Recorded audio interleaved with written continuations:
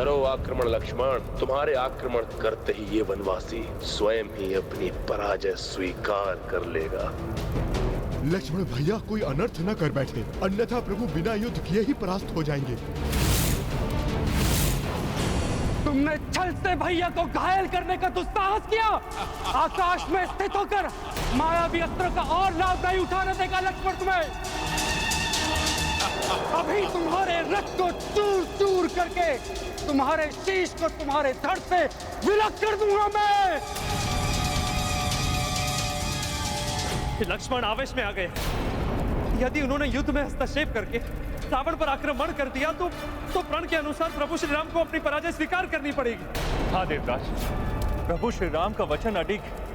ये तो जग प्रसिद्ध कि रघुकुल रीत सदा चली आए, प्राण जाए पर वचन न जाए। रावण!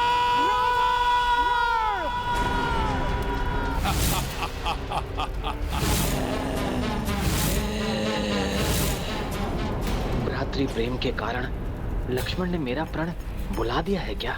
कहीं ये आवेश अनर्थ का कारण न बन जाए। इस वनवासी से बिना युद्ध किए से पराजित करना है तो यही उचित समय होगा लक्ष्मण को उकसाकर उसे आक्रमण के लिए बाध्य करने का। बस लक्ष्मण, बस। इन वानरों की भांति वानर गुड़ की देना बंद करो। यदि सच में तुम्हारी भुजाओं में बल है, यदि सच में तुम रघुवंशी हो, तो आओ युद्ध करो मुझसे, आक्रमण करो मुझ पर।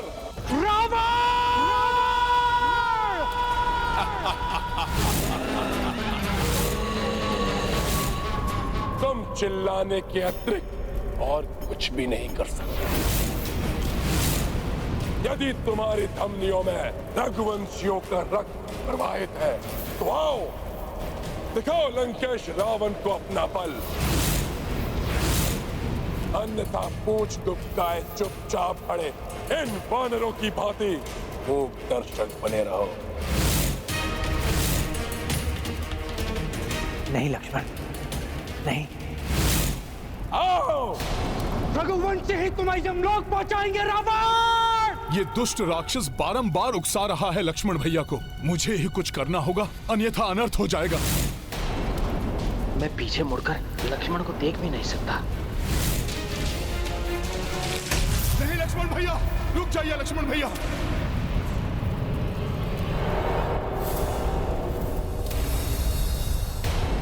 मेरे भैया राम पर प्रहार किया तुमने और ऊपर से रघुवंशी रक्त को चुनौती दे रहे हो।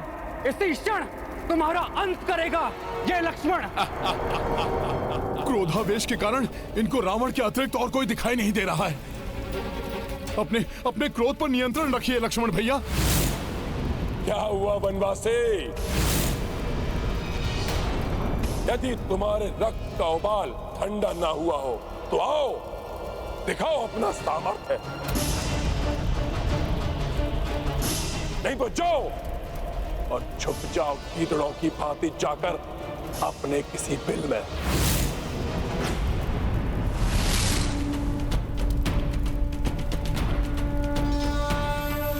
ये वानर पुनः आ गया। मेरा बना बनाया कार्य बिगाड़ देगा ये।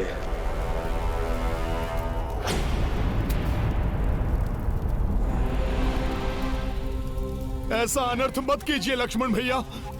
प्रभु श्री राम की सौगंध स्मरण कीजिए आप।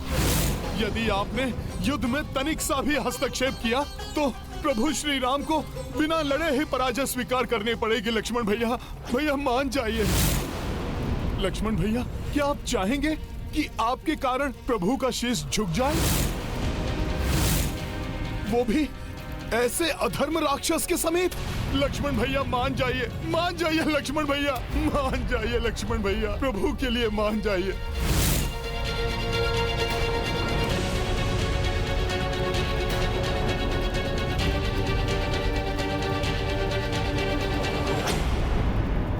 यदि इस युद्ध में मेरे पांव तनिक भी पीछे हटे या मेरी सेना में से किसी ने शस्त्र भी उठाया तो ये रघुवंशी राम उसी क्षण अपनी पराजय स्वीकार कर लेगा। ये क्या करने जा रहा था मैं?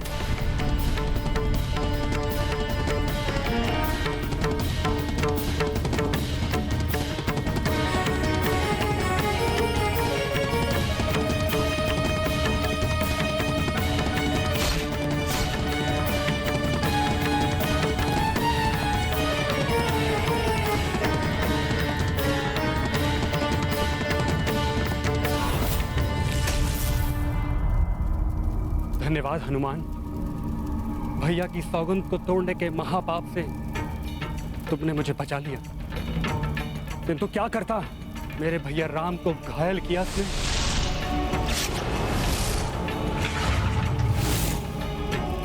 और मैं कुछ भी नहीं कर पा रहा हूं। कैसी सौगंध में बांध दिया भैया ने मुझे। रघुवंशियों की सौगंध ही रघुवंशियों के विनाश का कारण बनती रही है, और अब सौगंध ही पुनः तुम रघुवंशियों के विनाश का कारण बनेगी।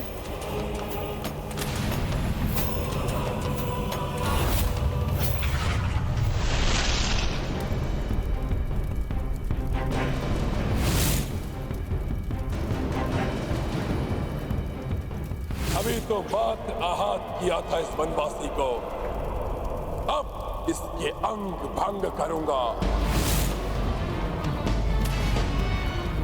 मेरी ऊंचाई मेरे प्रहारों को और अत्यधिक शक्तिशाली बना देगी।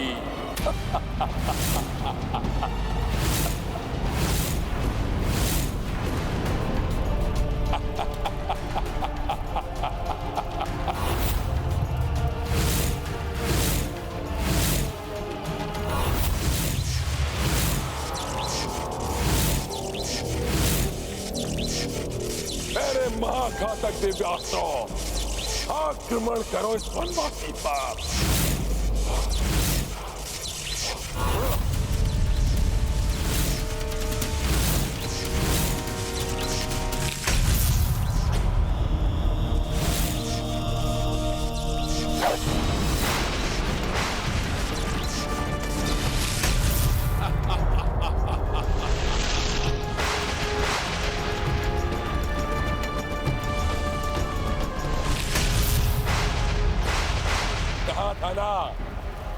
इस ऊंचाई से किए गए सभी प्रहारों को रोकना असंभव है।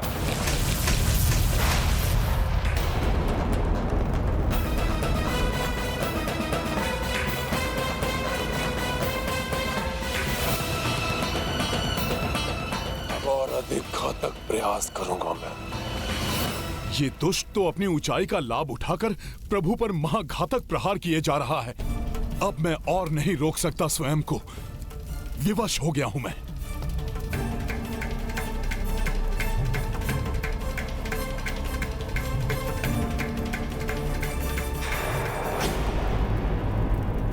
हनुमान जी ऐसी कोई भूल नहीं कर सकते जिससे प्रभु को पराजय स्वीकार करनी पड़े।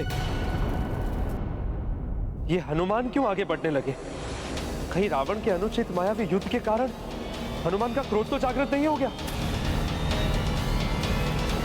नहीं हनुमान, क्रोध में आकर कोई अनुचित हस्तक्षेप मत करना युद्ध में। लौट जाओ हनुमान, लौट जाओ।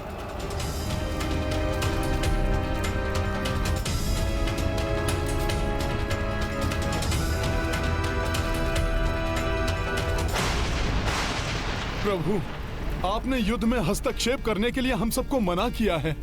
मैं युद्ध नहीं करूंगा, किंतु मैं आपका रथ तो बन ही सकता हूं ना प्रभु। प्रभु, मेरी इतनी विनती आपको स्वीकार करनी ही होगी।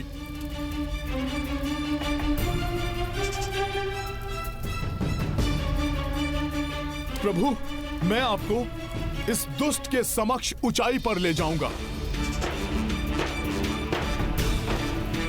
जिससे ये अधर्मी अपनी इस ऊंचाई का लाभ उठाकर धर्म को हानि न पहुंचा सके। प्रभु, तुम आश्वस्त हो हनुमान? ये एक बहुत बड़ा उत्तरदायित्व है। हाँ प्रभु, हाँ। प्रभु, अपने सेवक को एक अवसर दीजिए प्रभु। स्मरण रहे हनुमान,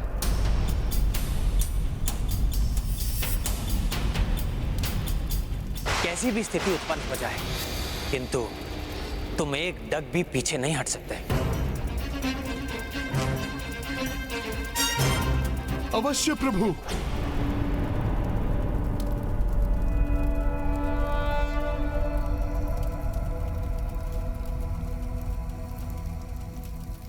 मुझे सौगंध है मेरी माता देवी अंजना की।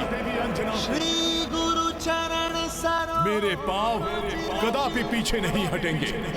मन मुखर सुधारी बरनौ रघुबर आपकी आज्ञा के बिना हिलेंगे तक नहीं मेरे पांव प्रभु। अच्छा, अहंकारी मुझे कहते हो वानर, परंतु अहंकार तो तुम दर्शा रहे हो। अहंकार नहीं है ये रावण। एक सेवक की सेवा है अपने स्वामी के लिए। निष्ठा है ये एक भक्त की अपने आराध्य के लिए।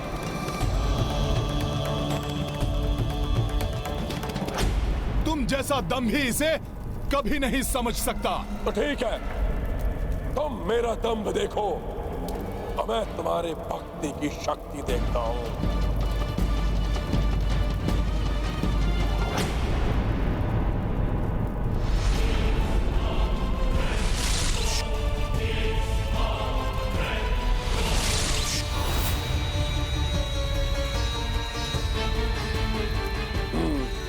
अभी देखता हूं इस सेवक को।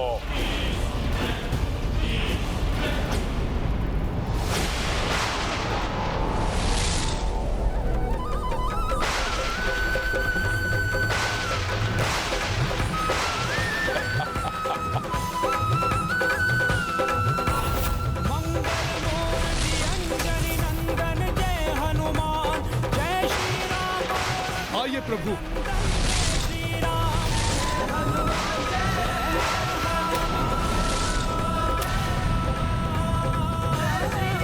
चलो हनुमान।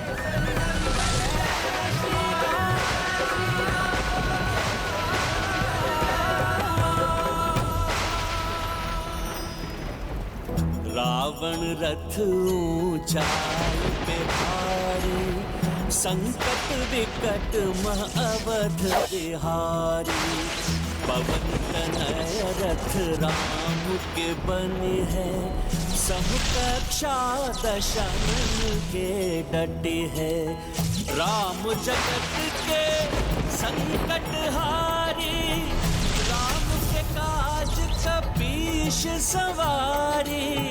अटल अविचलित अचल अडेगा, कपि सम सेवक कोई तनिगा। संकट मोचन महाबली हनुमान,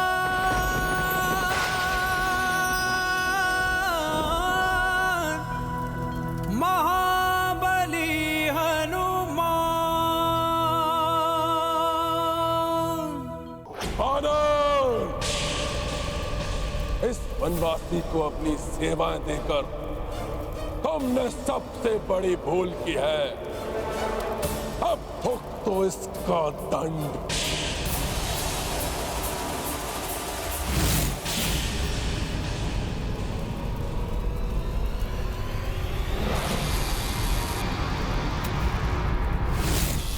हनुमान का कोई अहित नहीं कर पाएगा तुम्हारा ये अस्त्र, अधर्मी रावण।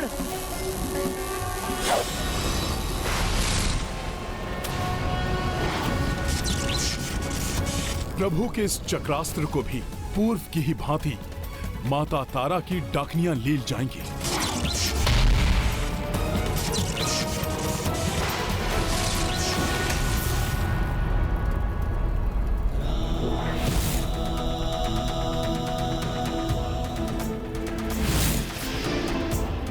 रावण के अस्त्र को काट दिया प्रभु के अस्त्र ने।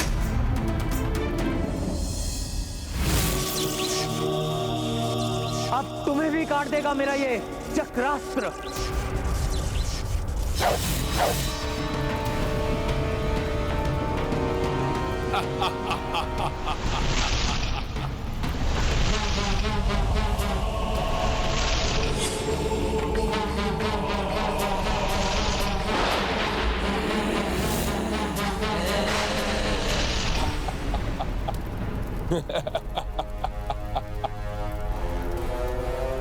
मुझे क्षति पहुंचाने के तुम्हारे सारे प्रयास विफल हो जाएंगे वनवासी। प्रभु ने राक्षस के अस्त्र पर प्रहार किया तो वो सफल रहे, किंतु राक्षस पर प्रहार किया तो उसे माता की डाकनियों ने विफल कर दिया। इसका अर्थ है कि देवेश्वर, मेरे ही अंश देवी तारा द्वारा प्रदत्त सुरक्षा के कारण ही श्री राम के समस्त प्रयास विफल हो रहे हैं। अपनी निषिद्ध पूजा द्वारा देवी तारा को विवश करके रावण अनुचित लाभ उठा रहा है। नियम के विरुद्ध चलकर या लघु एवं अनुचित मार्ग से किसी वस्तु या शक्ति को प्राप्त करने वाला क्षणिक सुख तो पा लेता है, किंतु अंत में उसको उसका दुखदायी परिणाम ही भोगना पड़ता है। विजय धर्म के मार्ग पर चलकर ही मिलती है, अधर्म या अनीति से नहीं। प्रभु, इस राक्षस राज को भले ही देवी तारा की सुरक्षा मिली हुई है, किंतु इसके धनुष, इसके अस्त्र शस्त्र और रथ आदि को सुरक्षा नहीं मिली है देवी तारा से। तुम सत्य कह रहे हो हनुमान। सर्वप्रथम इसके मायावी रथ को ही भंग करता हूं।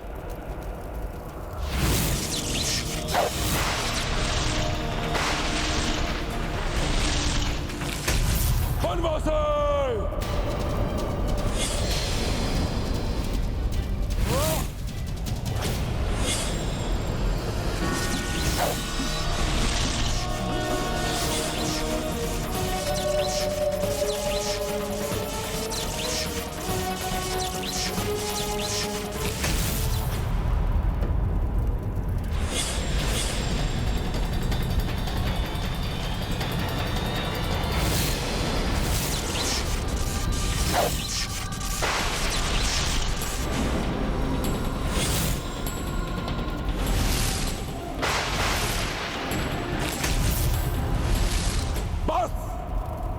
बहुत हो गई तुम्हारी ये क्रीड़ा वनवासी। महादेव प्रदत्त धनुष प्रकट हो।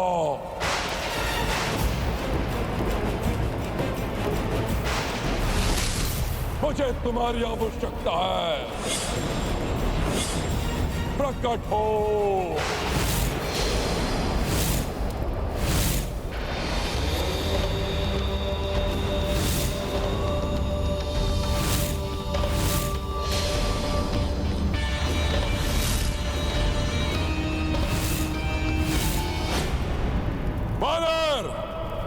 तुमने इस वनवासी की सौगंध को अपने शीश पर लेकर बहुत बड़ा संकट मोल ले लिया है।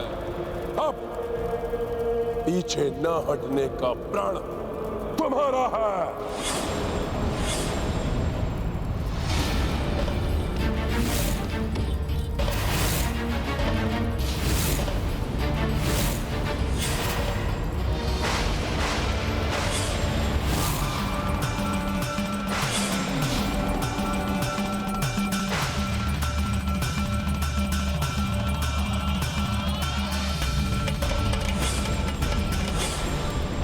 देखो वायु पुत्र वानर, मैं तुम्हें वायु अस्त्र से ही पीछे ढकेलता हूं।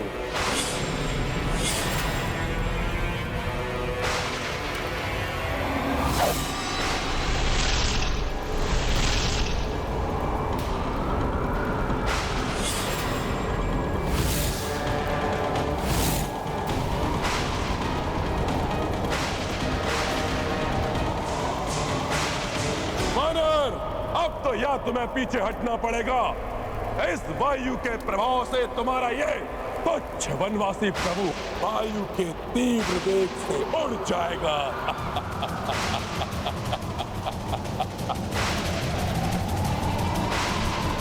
वायुवास्त्र से उत्पन्न ये तीव्र वायु तो हम सबको ही उड़ा देगी।